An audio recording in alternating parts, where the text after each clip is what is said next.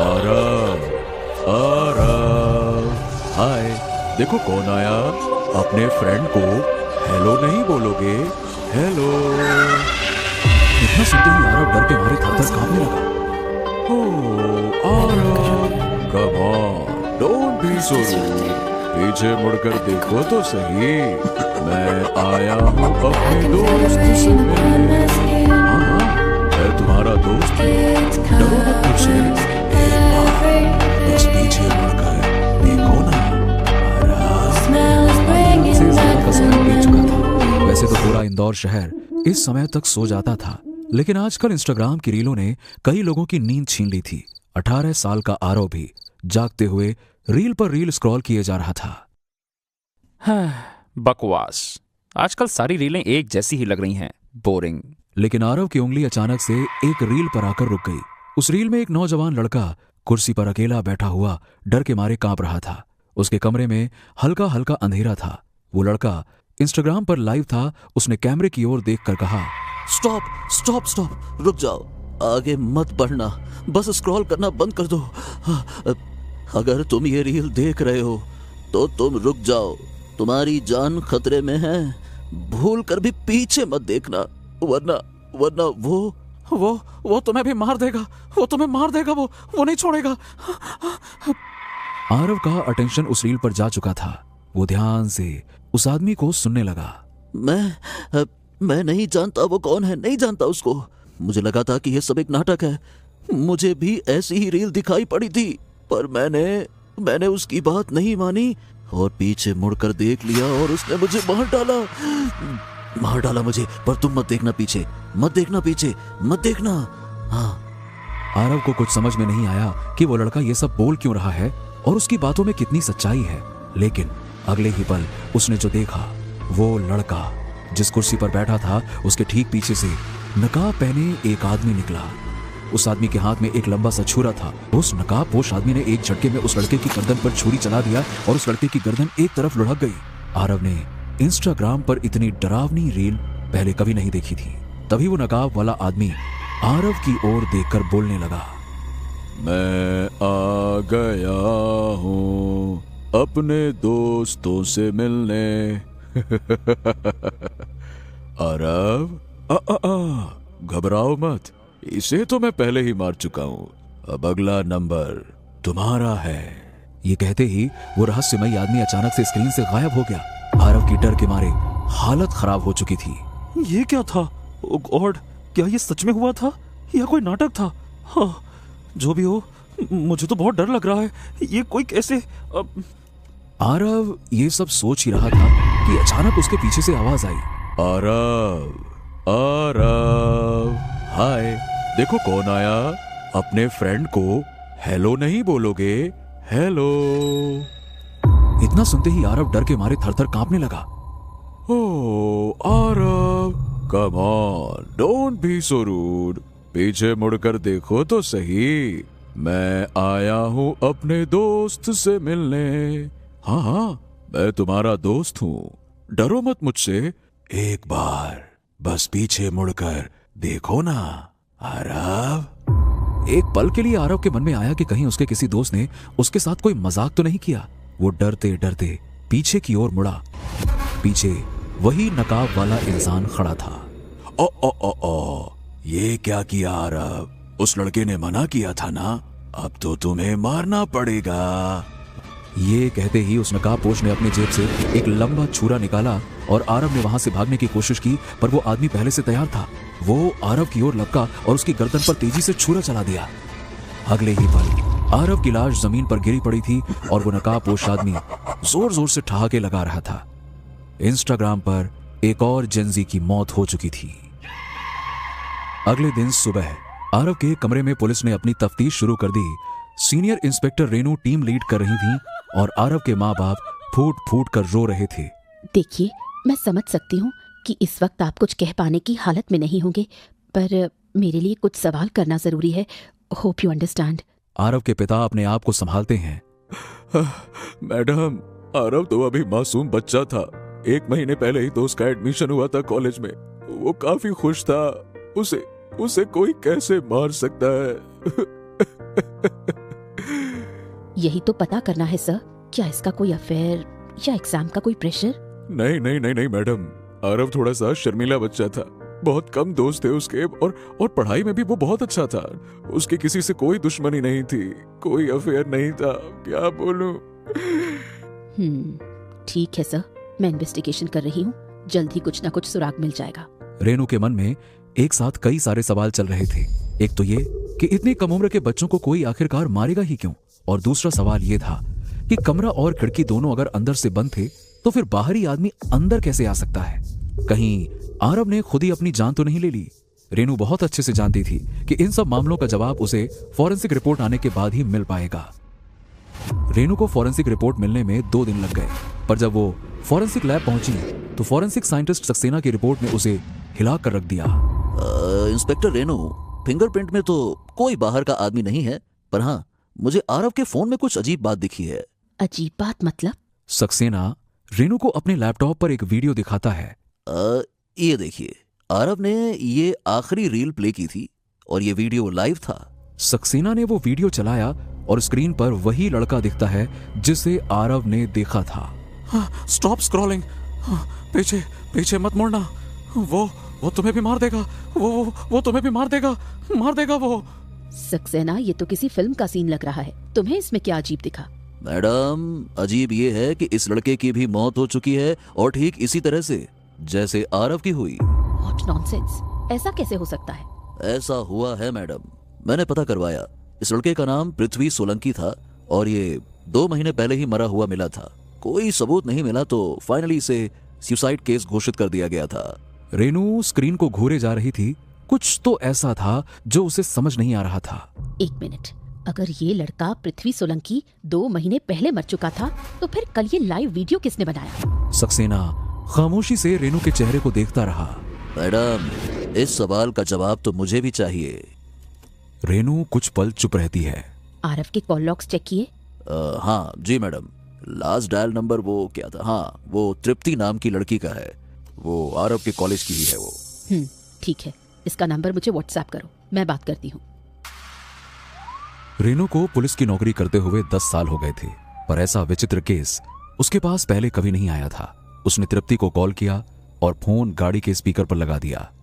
Hello तृप्ति, मैं inspector Renu बोल रही हूँ। इंस्पेक्टर का नाम सुनते ही तृप्ति घबरा गई। इंस्पेक्टर? जी बोलिए, क्या हुआ? कुछ नहीं, मैं बस आरव के बारे में कुछ सवाल पूछना चाहती थी। आरव? मैम, मुझे कुछ नहीं पता, मुझे आज ही उसकी न्यूज़ मिली। I am also very upset. It's okay Tripti, मुझे बस ये बता कि कल रात 11 बजे के आसपास तुम्हारी आरव से बात हुई थी ना? तो क्या बात हुई थी? तृप्ति अब और ज्यादा घबरा जाती है। मैम, कुछ खास बात नहीं हुई थी। आरव ने नोट्स मांगे थे, अगले दिन असाइनमेंट सबमिट करना था, बस उतनी ही बात हुई थी, बस। जी मैम। दोनों तरफ खामोशी छाई रही। तभी रेनू ने पूछा, तृप्ति, क्या तुम पृथ्वी को जानती हो? ये सुनते ही तृप्ति को जैसे सांप सूंघ गया। कौन? पृथ्वी? हाँ, ठीक सुना तुमने, पृथ्वी। जानती हो उसे? जी, एक्चुअली आरव, पृथ्वी और मैं तीनों एक ही स्कूल में थे, लेकिन उससे काफी टाइम से बात नहीं हुई हमारी। तृप्ति की आवाज में आए बदलाव को रेनू तुरंत भांप लेती है और वो उससे पूछती है, बात नहीं हुई है? क्या तुम्हें मालूम नहीं, पृथ्वी इज नो मोर। 2 महीने पहले ही उसकी भी मौत हो गई। तृप्ति थर थर कांपने लगी। उसने तुरंत बहाना बनाया, मैम, एक्चुअली मुझे कोचिंग के लिए लेट हो रहा है, मैं आपसे बाद में बात करती हूँ, बाय। रेनू जानती थी कि तृप्ति उससे कुछ छुपा रही थी, पर वो ये नहीं जानती थी कि तृप्ति पर भी भारी मुसीबत आने वाली है। रात हो गई थी। तृप्ति को नींद नहीं आ रही थी। बार बार रेनू के सवाल उसे खाए जा रहे थे। उसने अपना मोबाइल निकाला और इंस्टाग्राम पर रील देखने लगी, पर तभी उसे वो दिखा जिसकी वो कभी कल्पना तक नहीं कर सकती थी। उसके सामने अचानक से आरव की रील आ गई। वो ठीक पृथ्वी की तरह कुर्सी पर बैठा डर के मारे कांप रहा था। उसने कांपते होंठों से कहा, स्टॉप, रुको, आगे मत बढ़ना, तुम्हारी जान खतरे में है। तृप्ति की हालत खराब हो गई। मेरी पूरी बात सुनो, पीछे भूल कर भी मत मुड़ना, वरना वो तुम्हें भी मार डालेगा। पीछे मत मुड़ना। आरव के इतना बोलते ही पीछे से वही नकाबपोश निकला। उसने अपनी जेब से छुरा निकाला। तृप्ति की सांसें बहुत तेज चल रही थीं। उस नकाब वाले आदमी ने एक झटके में आरव की गर्दन पर चाकू चला दिया और आरव भी छटपटाकर मर गया। तृप्ति का पूरा शरीर डर से कांप रहा था। ये कैसे हो सकता है? आरव तो कल ही मर गया था ना। और ये मास्क तो हेलोवीन पार्टी में हमने पहना था। ये सब क्या हो रहा है? हे भगवान, मैं क्या करूं? अब कुछ समझ नहीं आ रहा। हाँ, एक काम करती हूँ, रेनू मैम को फोन करती हूँ और उन्हें सब कुछ सच सच बता देती हूँ। वो जरूर मदद करेंगी। तृप्ति की उंगली तुरंत अपने मोबाइल के कॉन्टैक्ट्स पर गई, पर तभी पीछे से एक आवाज आई। कौन सा सच बताओगी तृप्ति? मेरी मौत का सच बता पाओगी उसे? ये सुनते ही तृप्ति के हाथ से मोबाइल गिर गया। उसे याद आया कि आरव ने उसे पीछे मुड़ने से मना किया था। कौन है पीछे? मैं आया अपने दोस्तों से मिलने। एक काम करो, तुम खुद क्यों नहीं देख लेती? नहीं, तुम सामने आओ। देखो, नहीं नहीं नहीं, मैं सामने क्यों आऊं? पर तुमने ही तो कहा था मुझे पीछे मत मुड़ना। याद है, आज से 4 साल पहले। तृप्ति की आंखों के सामने अचानक एक स्विमिंग पूल आ गया। उसे सब कुछ याद आने लगा। उस रात हेलोवीन पार्टी थी। रोहन थोड़ा डरपोक था, इसीलिए वो सबसे दूर स्विमिंग पूल की तरफ चुपचाप अकेला खड़ा था। तभी तृप्ति, आरव और पृथ्वी, ये तीनों चुपके से रोहन के पीछे आकर खड़े हो गए। तीनों ने डरावना मास्क पहन रखा था और उनके हाथों में नकली चाकू था। पृथ्वी ने रोहन से कहा, स्टॉप, रुक जाओ, अब पीछे मत मुड़ना वरना मारे जाओगे। रोहन बेचारा बहुत ही डरपोक था। उसे मिर्गी के दौरे भी आते थे। वो डरते हुए पीछे मुड़ा और सामने भयानक मास्क और चाकू देखकर वो बुरी तरह से घबरा गया और हड़बड़ाकर स्विमिंग पूल में गिर गया। सब हंसने लगे, पर किसी को पता नहीं था कि रोहन को तैरना नहीं आता। वो डूबने लगा, चिल्लाने लगा, बचाओ बचाओ, मुझे तैरना नहीं आता, प्लीज प्लीज हेल्प मी, मुझे बाहर निकालो। रोहन की ये हालत देखते ही वो तीनों घबरा गए। किसी को समझ ही नहीं आया कि हो क्या रहा है। वो डर गए कि कहीं उन्हें कोई देख ना ले। वो तीनों वहां से भाग गए, पर बेचारा रोहन उसी स्विमिंग पूल में डूबकर मर गया। सब यही जानते थे कि रोहन की मौत मिर्गी की वजह से हुई थी। तृप्ति समझ गई कि उसके पीछे कौन है। वो धीरे से पीछे मुड़ी। उस नकाबपोश ने धीरे से अपना मास्क उतारा। तृप्ति के सामने रोहन खड़ा था। ये देखते ही तृप्ति की आंखों से आंसू निकल गए। वो जानती थी कि आगे उसके साथ क्या होने वाला है। उसे अपनी गलती की सजा मिलने वाली थी। उसने अपनी आंखें बंद कर ली। रोहन उसके पास आया और उसकी गर्दन पर चाकू रख दिया। मैं मजबूर हूं तृप्ति, जब तक मैं अपना बदला पूरा ना कर लूं, मेरी आत्मा को मुक्ति नहीं मिलेगी। ये कहते ही रोहन ने तृप्ति की गर्दन पर तेजी से चाकू चला दिया और तृप्ति भी वहीं तड़प तड़प कर मौत की आगोश में सो गई। अगले ही पल रोहन की रूह आकाश में समा गई। रोहन मुक्त हो गया।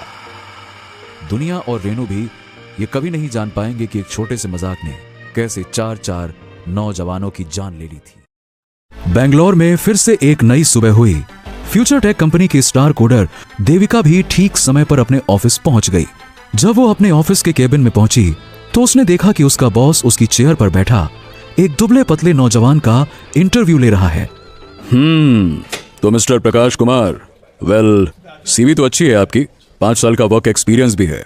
नाउ हमें यह बताओ कि हमारी कंपनी आपको ही क्यों हायर करे?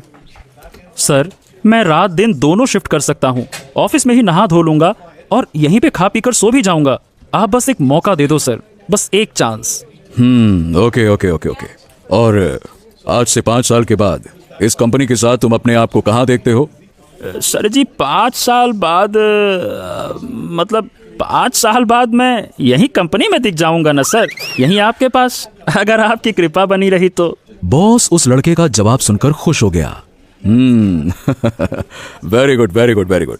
मुझे लॉयल लोग बहुत ही पसंद है। तो गुड न्यूज ये है तेरे लिए, यू आर हायर्ड। तू कल से नहीं बल्कि आज से ही ड्यूटी पे लग जा। It's urgent. ओके, फटाफट ज्वाइन कर ले।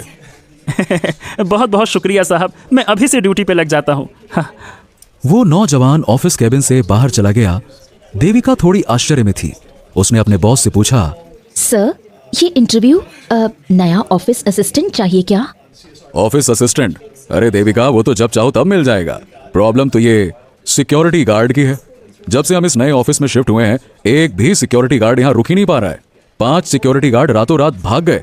पता नहीं क्या हो रहा है कि कुछ ना कुछ छोटी मोटी प्रॉब्लम यहाँ पे लगी ही रहती है। अब देखो मेरी कैबिन का क्या हाल है, बारिश का दूर दूर तक नामो निशान नहीं है, पर फिर भी अचानक पता नहीं कहां से मेरी कैबिन की सीलिंग से पानी गिरने लगा।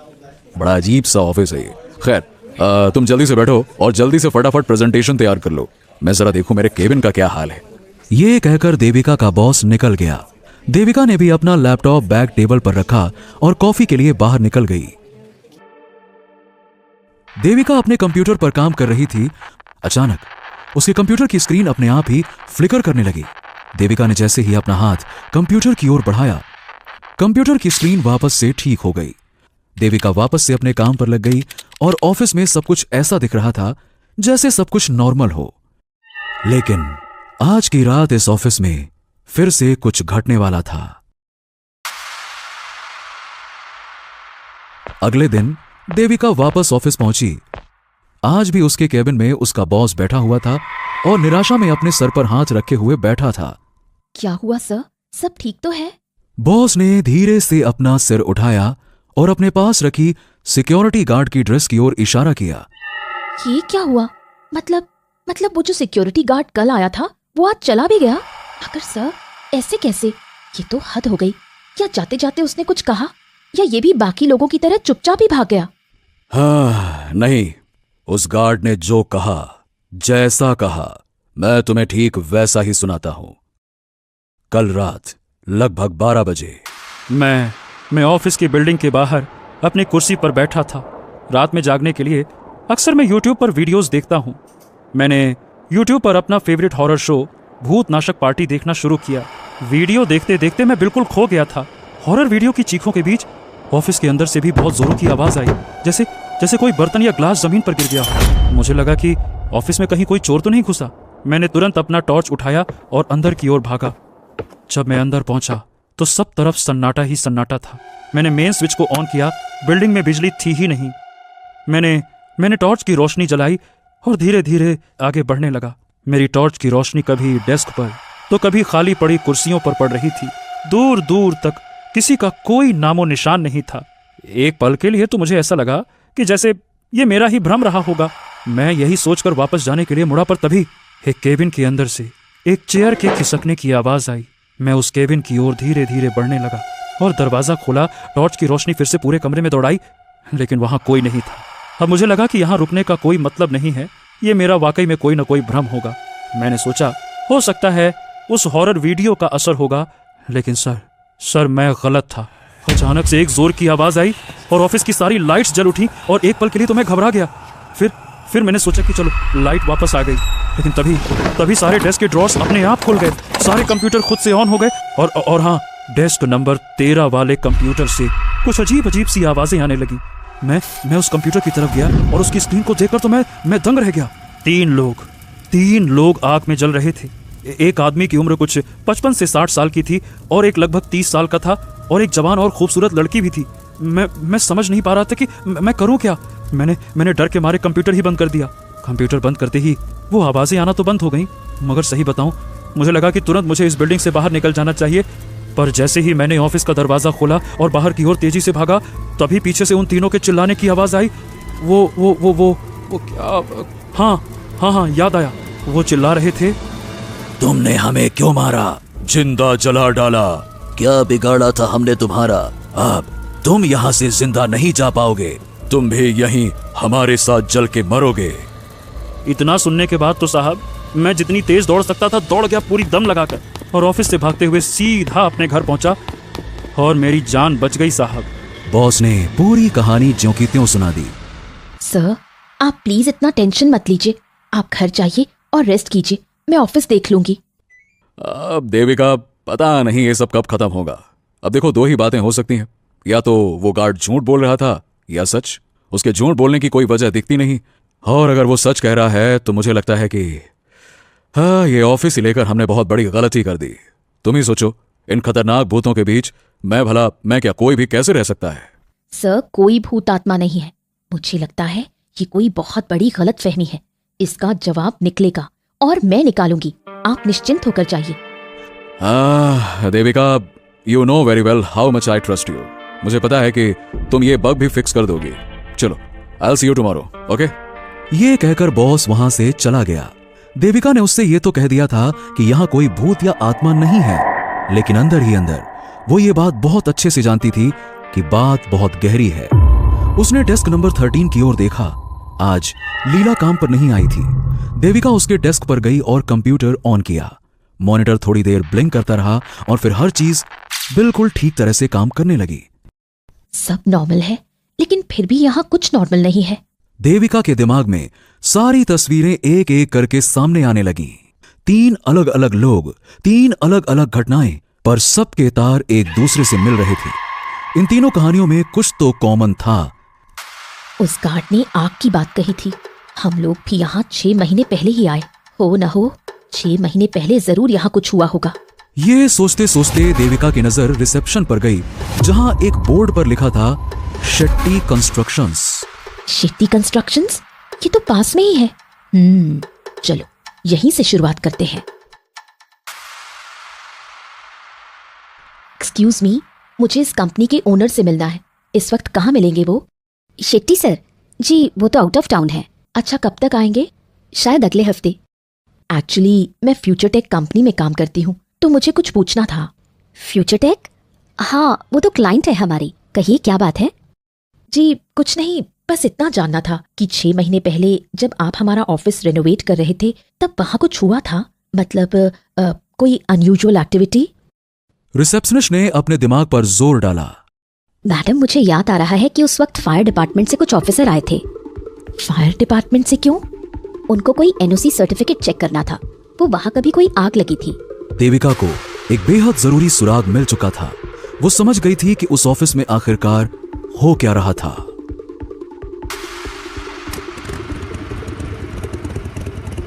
देविका ने अपनी बाइक पार्क की और सीधा अपने घर में घुस गई। उस छोटे से कमरे में कई सारे सर्किट्स, इंफ्रारेड लेंस और कई सारी छोटी छोटी मशीन्स बिखरी पड़ी थीं। देविका ने एक बैग उठाया और एक एक करके मशीन्स अंदर डालने लगी। एक ईएमएफ डिटेक्टर, जिससे किसी भी पैरानॉर्मल एक्टिविटी का तुरंत पता चल जाएगा। एक छोटा सा हैंडहेल्ड टेसर, इमरजेंसी में आत्मा को शॉक देने के लिए। एक इंफ्रारेड वॉइस रिकॉर्डर, जिसमें मैं आत्माओं की आवाजें रिकॉर्ड कर पाऊंगी। बस इतना काफी है। जरा मैं भी तो देखूं कि ऑफिस के अंदर बैठी ये आत्माएं आखिर हैं कौन। शाम के ठीक 7 बज चुके थे। फ्यूचर टेक के लगभग सारे कर्मचारी जा चुके थे। सिर्फ देविका और ऑफिस असिस्टेंट गौरव ही बचे थे। बातों बातों में कब 7 बज गए पता ही नहीं चला। अच्छा हाँ देविका मैडम, अब मुझे तुरंत एक जगह पहुंचना है, तो अभी निकलना होगा और मुझे ऑफिस भी लॉक करना है। अच्छा ये बताइए, क्या आप अपनी बाइक से मुझे बस स्टॉप तक छोड़ देंगी? हाँ हाँ, क्यों नहीं, बिल्कुल छोड़ दूंगी। ठीक है मैडम, बस 2 मिनट में मैं वॉशरूम से आया, बस 2 मिनट, फिर चलते हैं अपन। गौरव वॉशरूम चला गया। देविका के पास यही मौका था। वो तुरंत अपना लैपटॉप बैग लेकर लेडीज वॉशरूम में छुप गई। जब गौरव बाहर आया तो उसे देविका कहीं नहीं दिखी। ला ला ला ला ला। अरे ये देविका मैडम कहाँ चली गई? मैडम बस स्टॉप छोड़ने के नाम पर पतली गली से निकल गई। चलो भाई कोई बात नहीं, बस स्टॉप रोज पैदल जाता हूँ, आज भी पैदल चला जाऊंगा। चलो भाई गौरव ऑफिस को बाहर से लॉक करके चला गया। देविका तुरंत वॉशरूम से बाहर निकली और अपने डेस्क की ओर गई। वहां उसने अपना गैजेट्स वाला बैग छुपा रखा था। चलो बहुत हुई बातें, अब काम करने का वक्त आ गया है। पहले ये ईएमएफ मीटर निकालती हूँ और डेस्क 13 देखती हूँ, वहां कुछ ना कुछ जरूर होगा। देविका डेस्क नंबर 13 के पास आई। पहले उसने एक कंप्यूटर ऑन किया, लेकिन मशीन में कोई हरकत नहीं हुई। हद है यार, लीला और उस सिक्योरिटी गार्ड ने तो बार बार कहा था कि इसी डेस्क पर कुछ ना कुछ गड़बड़ होती रहती है। खैर, मैं पूरे ऑफिस का एक चक्कर मार लेती हूँ। देविका ईएमएफ मशीन को लेकर चारों तरफ चौकन्ना होकर घूमने लगी। काफी देर तक उसे कहीं कोई सुराग नहीं मिला। थोड़ी देर बाद वो अपने बॉस के केबिन से गुजरी और तभी ईएमएफ मशीन की सुई तेजी से घूमने लगी। देविका समझ गई कि आत्माएं इसी केबिन में है। उसने झट से अपना इंफ्रारेड वॉइस रिकॉर्डर निकाला और उसे ट्यून करने लगी। धीरे धीरे वॉइस रिकॉर्डर से आवाजें साफ सुनाई देने लगी। देविका ने केबिन में चुपके से झांक कर देखा। केबिन में एक आदमी और एक औरत आमने सामने खड़े थे। दोनों के चेहरे जले हुए थे। अरे आखिरकार तुम मेरी बात समझना क्यों नहीं चाहती? 5 महीने हो गए और मैं अब भी यहीं पर हूँ तुम्हारे साथ। समझो मेरी बात को। हाँ तो किसने रोका है तुम्हें? चले जाओ ना यहाँ से। मैं तो यहाँ रुकी हूँ क्योंकि मैं यहाँ आई थी कई सारे सपने लेकर।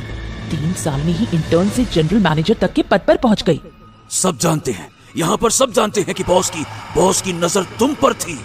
तुम्हारे करीब आने के लिए ही उसने तुम्हें इतनी जल्दी प्रमोशन दिया। Shut up. तो तुम ये कहना चाहते हो कि मुझे ये तरक्की मेरी काबिलियत की वजह से नहीं बल्कि रहने दो। यू नो, तुम्हारे इसी लो स्टैंडर्ड एटीट्यूड की वजह से तुम उसी डेस्क नंबर 13 पर एक सुपरवाइजर बनकर रह गए। देविका उनके बहस को ध्यान से सुन रही थी। ओ नहीं, ऐसा नहीं है भाई। देखो, मैं तो तुमसे बस इतना कह रहा था कि मैं तुम्हें सच्चे दिल से चाहता हूँ। लोग तो बस जीने मरने की कस्में खाते हैं। मैं तो सच में मरने के बाद भी तुम्हारे साथ हूँ। मैं ये कह रहा हूँ कि हमें बस असली दुनिया में लौट जाना चाहिए। असली दुनिया? 2 महीने बाद ही बॉस मुझे बोर्ड ऑफ डायरेक्टर्स में लेने वाले थे। मैं कितनी खुश थी। मैं कहीं नहीं जाऊंगी। मुझे यही इसी दुनिया में, इसी सपने में जीने दो। देविका उन दोनों आत्माओं की जज्बाती बातों को सुनने में इतना खो गई थी कि उसे ध्यान ही नहीं रहा कि उसके ठीक पीछे कोई खड़ा है। अचानक से देविका की मशीन जोर जोर से आवाज करने लगी। वो एकदम से पीछे मुड़ी तो एक 55 से 60 साल का अध जला इंसान देविका पर जोर से चीख उठा। उसकी चीख सुनकर बाकी दोनों आत्माएं भी केबिन की दीवार को चीरते हुए बाहर आ गईं। तीनों ने देविका को घेर लिया। बूढ़ा बॉस बहुत गुस्से में था। वो गुर्राया, कौन हो लड़की तुम? ये ऑफिस हमारा है। कौन हो तुम? सर, मैं भी यहाँ एम्प्लॉय हूँ और आपसे बात करने आई हूँ। आखिर क्यों आप यहाँ के बेचारे सिक्योरिटी गार्ड्स को भगा देते हैं? सिक्योरिटी गार्ड का नाम सुनते ही वो बूढ़ा आदमी गुस्से से लाल हो गया। क्या कहा तूने? सिक्योरिटी? उन्हीं की वजह से हमारी मौत हुई है और हम अपने ऑफिस में भटक रहे हैं। तूने इस वक्त यहाँ पर आकर अपनी मौत को बुलावा दिया है लड़की।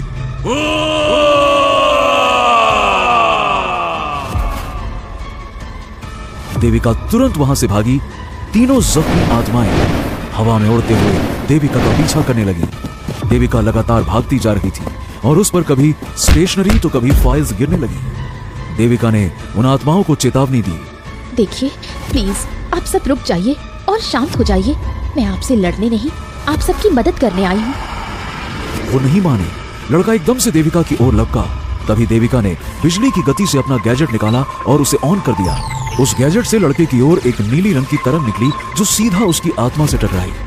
उसकी आत्मा उस चोट को संभाल नहीं पाई और वो फर्श पर गिर गई। बाकी दोनों समझ नहीं पाए कि अचानक से ये हो क्या गया। देविका ने उन्हें फिर से समझाया।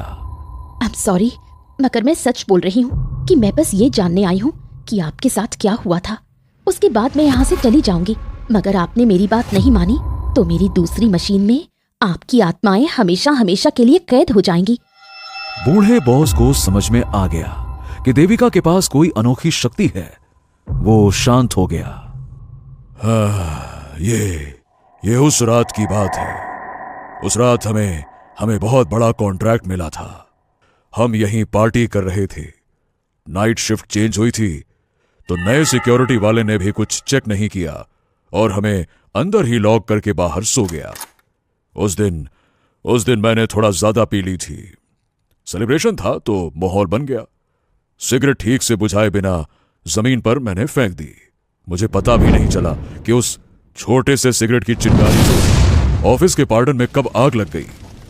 आग अचानक से फैल गई और हमें संभलने तक का मौका नहीं मिला। हम सब तेजी से दरवाजे की ओर भागे, जोर जोर से दरवाजा पीटते रहे, अपनी पूरी ताकत से चिल्लाते रहे, सिक्योरिटी गार्ड को बुलाते रहे, पर दूर दूर तक कोई भी सुनने वाला नहीं था।